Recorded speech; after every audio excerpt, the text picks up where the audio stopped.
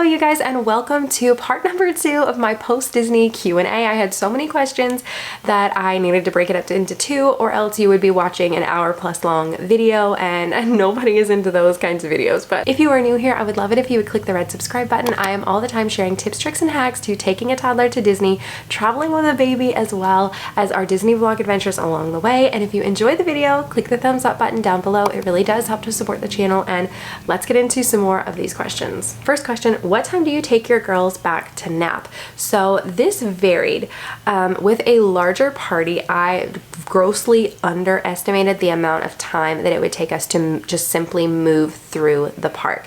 We had a party of 8, and so it definitely took a little bit more time, more bathroom breaks and things in between, and so it ended up where we typically leave the park and take the girls back between 12 and 1.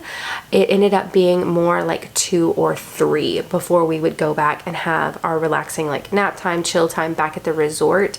So yeah, definitely if you are going with a larger party, you have a large family, you're going with extended family, factor that in and don't overestimate what you can do in that time. So yeah, I prefer to do that 12 to 1. It just seems to work a little bit better. We can get back, we can skip out a little bit more of the hottest part of the day, they can nap, and then we can relax and then be ready to come back for dinner and fireworks and maybe a couple more rides.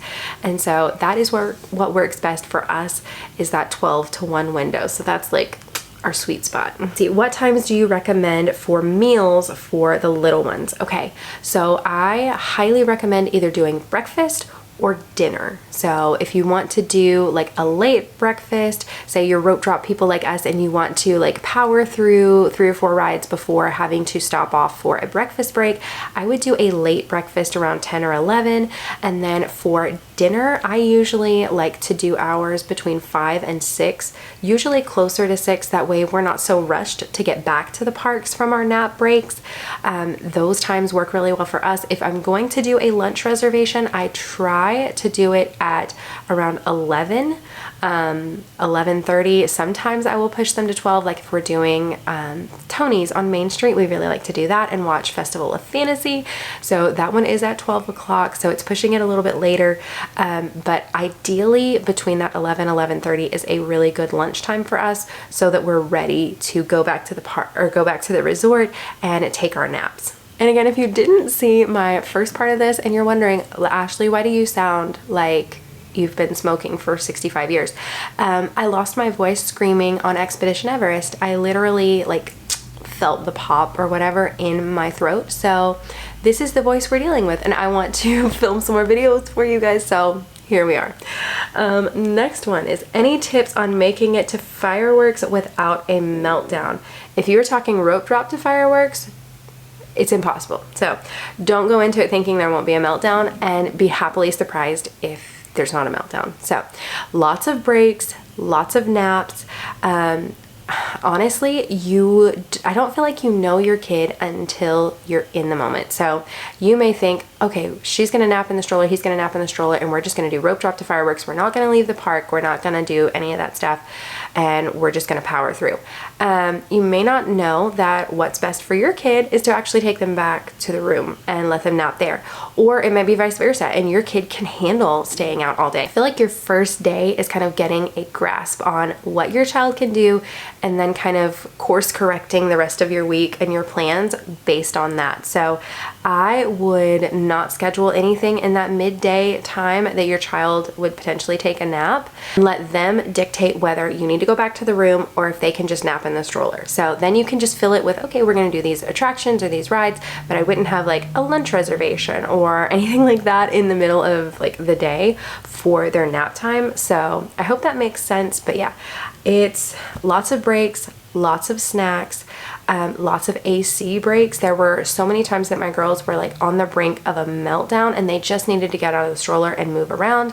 And so we would go to the Dumbo playground, or we would take them in the baby care center and just let them color or do something simple that just didn't require a lot of brain power. We would go and walk around the Seas area if we were at Epcot, but whatever.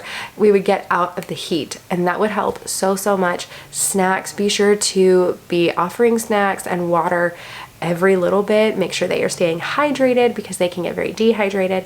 And yeah, lots of breaks, and that helps so much. All of this go, go, go is not for all of the little ones. There are some unicorn kids out there that can handle just going from attraction to attraction to attraction with only a pee break in between, but most kids need a little downtime. Let's see, how long was your trip? Would you do a long weekend with a little?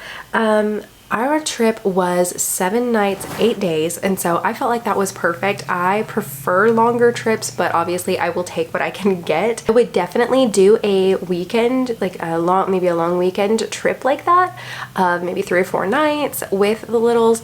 Definitely do that, but manage your expectations. No, you're not going to be able to do as much and maybe not see all the parks or whatever. So depending on how you vacation and how you Disney, but just knowing that, yeah, I would definitely do a weekend.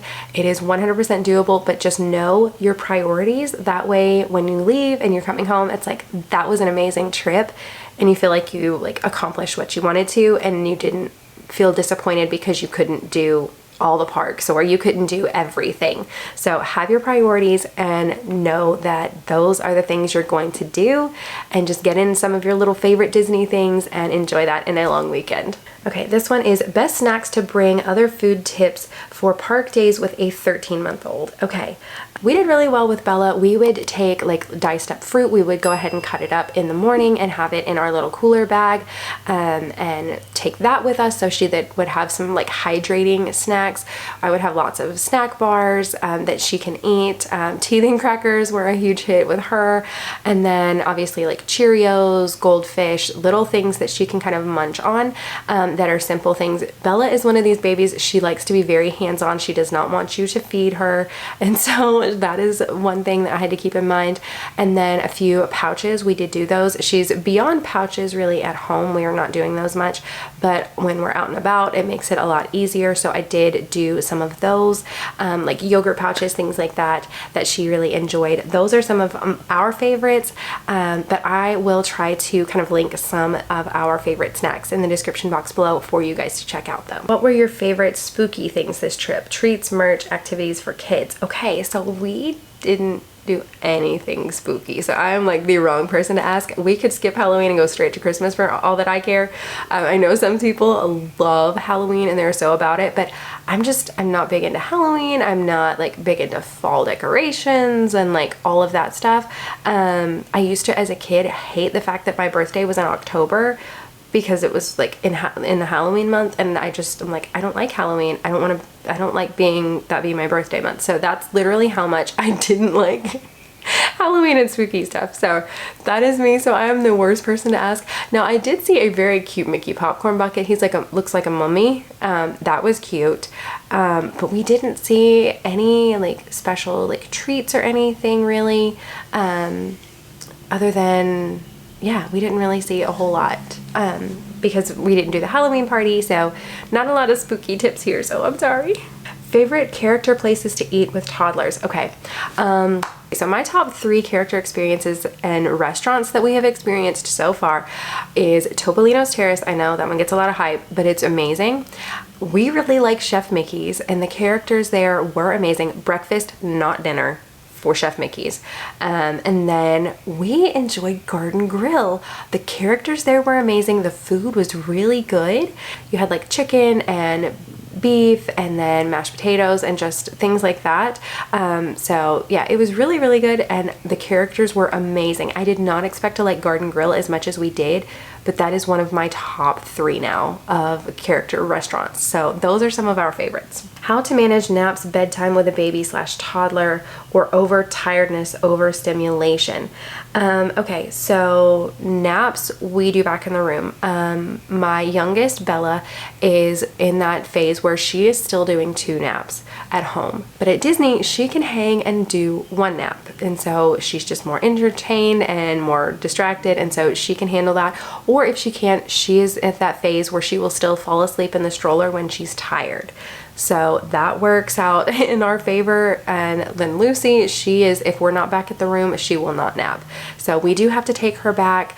She is 3 years old, so with that, she has to be back in the room for her nap, but we tried to do one solid, really good nap in the middle of the day. That way we could make it to fireworks, because if we didn't, we were not making it to fireworks. We would be done by about 5, maybe 6 if we were lucky, because we did that on our studios day, Hollywood Studios, and it was one of those, by about 5 or 6 o'clock, the girls were done and we were needing to like head out because they were just almost imploding because they were so tired. But they hung really, really good. And so yeah, you'll see all of it in the vlog when it comes out, but yeah, that is my suggestion for naps. And then as far as kind of combating some of that overtiredness, overstimulation, lots of little relaxing breaks out of the stroller time, letting them crawl around, letting your little one color or just play at a little playground or whatever, just simple kid things, not watching a parade or doing things, or even just hanging out in your room and letting them crawl around on the floor. And if they have a couple of little toys, letting them play with their toys, things like that.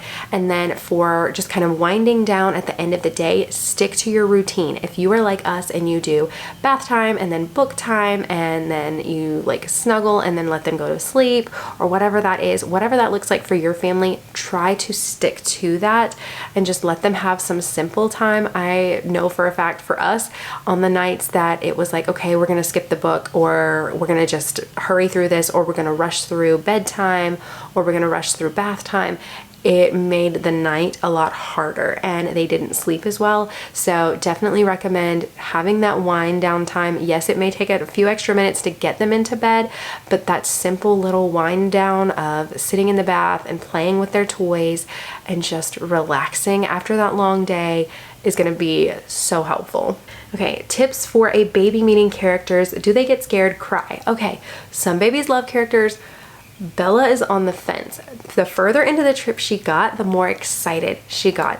Now, she is not a baby that she wants strangers to touch her. So if somebody comes up and they like try to rub her arm or rub her back, she's not into that. So even like the characters, she was okay interacting with them and looking at them, but if they tried to like reach out and touch her, she was like, nope, you are invading my personal like space bubble here. So yeah, that one was one that it depended on it, but then by the end of the trip, she was like, Mickey, and like so excited and like pointing, and she was okay with them like trying to hold her hand and just playing peekaboo and just different things. She was giving what we call bonkies, which is where like we'll like touch our foreheads together, and she was trying to do that with Mickey Mouse, and so she was touching her forehead to his nose, and it was really sweet. But yeah, definitely do that. And one thing that we did with our girls is that we'll watch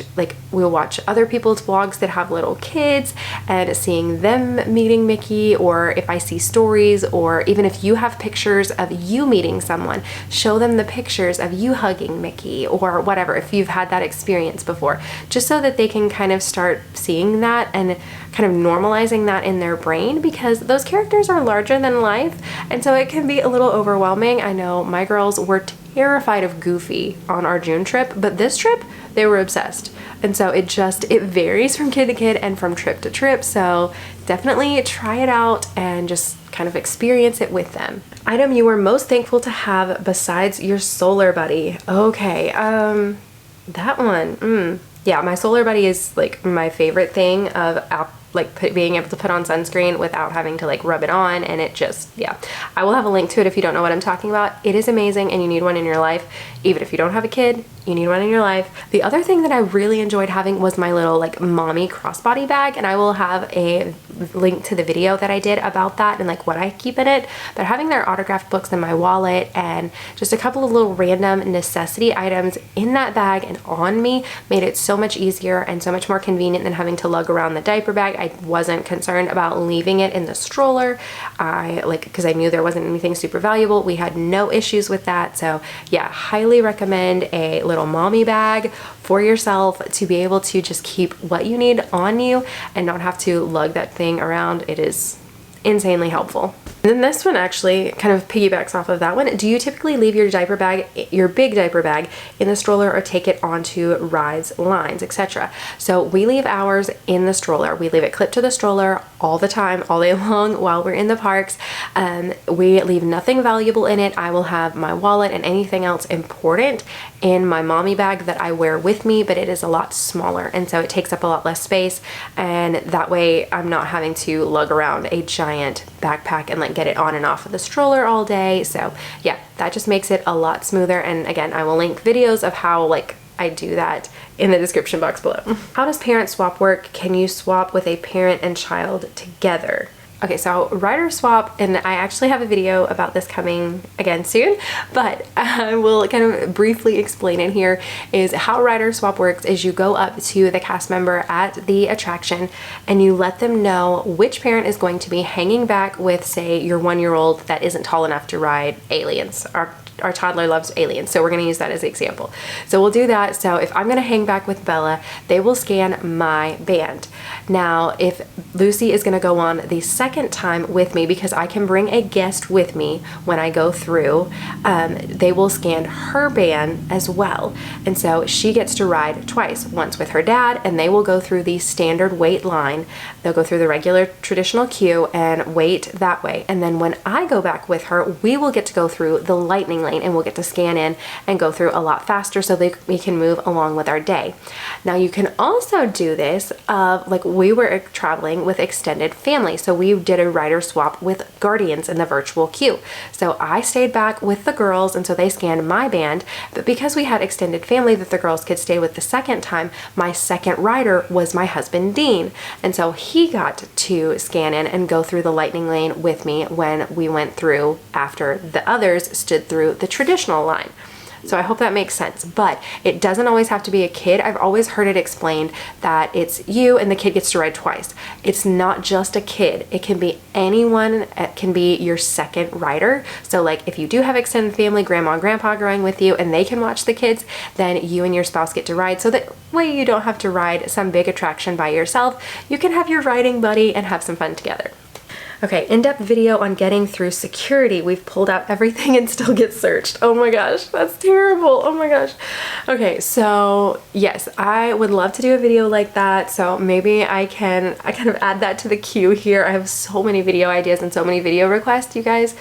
Like I have videos planned through the end of December. Like it's insane how many videos I have, but they are coming. Slowly but surely, they are coming. Next question is, do you plan meet and greets into your schedule before going on the trip or once at the parks? It depends on the day. Sometimes it was I had planned those in and then sometimes I hadn't. Obviously, we want to meet Mickey Mouse, so I always plan that in. We wanted to meet Pooh Bear, so that was a part of the plan, but we hadn't necessarily planned on like on our Epcot day meeting so many characters around the lake, but we decided after rope dropping Remy's, we're like, let's just go meet characters. And so we did that kind of spur of the moment. And so that it varies for us. And then if you need help finding the characters and the meet and greets, it is all in the My Disney Experience app. And so you can toggle over to characters and see them at the various parks and they will show exactly where they are. You can find them on the map. It can give you step-by-step instructions on like how to get to them as well as what times of day they're going to be out. So the My Disney Experience app is going to be your friend though if you are wanting to meet characters. Rainy day suggestions with toddlers.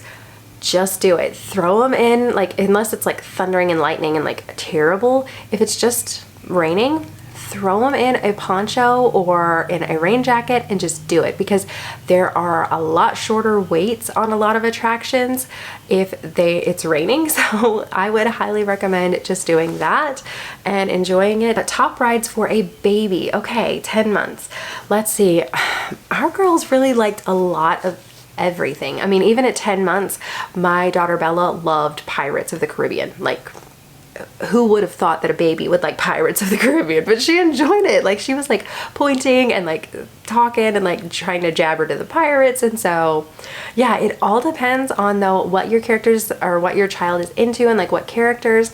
So my baby loves Dumbo. She really loved Ariel, the Little Mermaid ride. She loves Winnie the Pooh. So it all depends, but those are some of our favorites. The Finding Nemo ride at Epcot, but lots of options. So yeah, your baby is going to probably like a lot more than you think they're going to. Let's see, this one was, what is your Petunia Pickle Bottom code again? Okay, so it is good through September 27th, I believe is the date. Just doing it from memory, and it is Wright 15, and so you can get 15% off of your purchase through Petunia Pickle Bottom on their website petunia.com. So save yourself some money, there you go, and enjoy that one. Let's see, is Magic Band better than Magic Mobile? Okay, so I have not personally used Magic Mobile. I want to do that on our next trip so I can test it out. I find the ease of Magic Band a little bit easier, but once I test that out, I will let you know. How do you plan the order of rides attraction for each day? Rope drop Frozen or Remy? Okay, so for us, we always rope drop Remy because my girls aren't as into Frozen. So that is how we prioritize our days. If you are wanting to do all of them, then that is one park that for those rides you may need Genie Plus. As much as it pains me to say this, if you are wanting to do Remy's and Frozen, those lines get really long really fast. And so if you are not there super early for rope drop and early entry and all of that, then yeah, you're gonna need that. If you are getting Genie Plus, then I would definitely prioritize Frozen first and then Remy's if you were doing lightning lanes, because those were going the fastest for Frozen, and then second fastest was Remy's. So yeah, I hope that answers your question. Rides without kids, single rider lines. Okay, so there are some rides that have single rider lines, but not all rides. So the ones that did, like my husband went and did the Rock and Roller Coaster, and he was able to use the single rider line, and so he was able to get on a bit faster. But not all of the attractions that are like larger attractions have single riders. So it would be one of those you might want to do rider swap or have your lightning lanes for that, and just know, okay, while one parent is on riding Space Mountain, the other one's going to take the kids over and do Buzz Lightyear, and vice versa, or like just something else to kind of fill that time gap. But yeah, it's definitely possible. You just have to kind of plan accordingly to be able to do rides of just by yourself or doing them without the kids. But yeah, single rider, I wish more attractions had single rider lines because that would make it so much easier for parents to be able to do. But yeah, for the ones that do, I think Test Track has a single rider line over at Epcot. So yeah, those can definitely help. So if they are there, utilize them for being able to kind of switch out and ride some attractions. Okay, character lines in AM or PM. So we always prioritize meeting characters, especially this trip, in the morning, because it was, like I said earlier, I think in this video or maybe part one of this, it was always raining in the afternoon. Like every day there was off and on rain. So we always prioritize our character meet and greets in the morning because a lot of them, especially like at Epcot, they're outside. And so I knew that they needed to be in the morning so that we could actually meet the characters, because if it is raining, they aren't out as much. So definitely remember that tip and prioritize those earlier in the day. I was taking only carry-on versus actual luggage. Okay, so it went really smoothly. I enjoyed it, and I enjoyed not having to worry about the bag carousel and things like that. My favorite is still checking our bags and not having to worry about it, because it was just one more thing like having to keep up with through the airports, because I'm pushing the stroller. I've got a suitcase, my husband has a suitcase, and so we just had like a lot with those bags. If you've seen my packing video, you know what I'm talking about. But yeah, it was smooth and I enjoyed it, but it's still not my favorite way to travel. I prefer just pushing the stroller and having the diaper bag and just lightweight travel.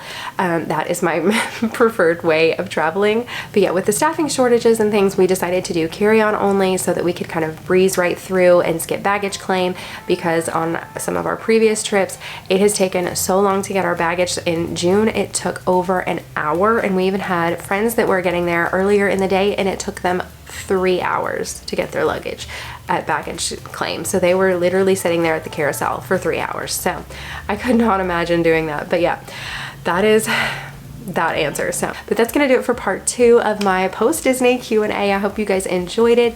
If you did, don't forget to click the thumbs up button below if you haven't, and I will see you right back here in another one. Bye, you guys.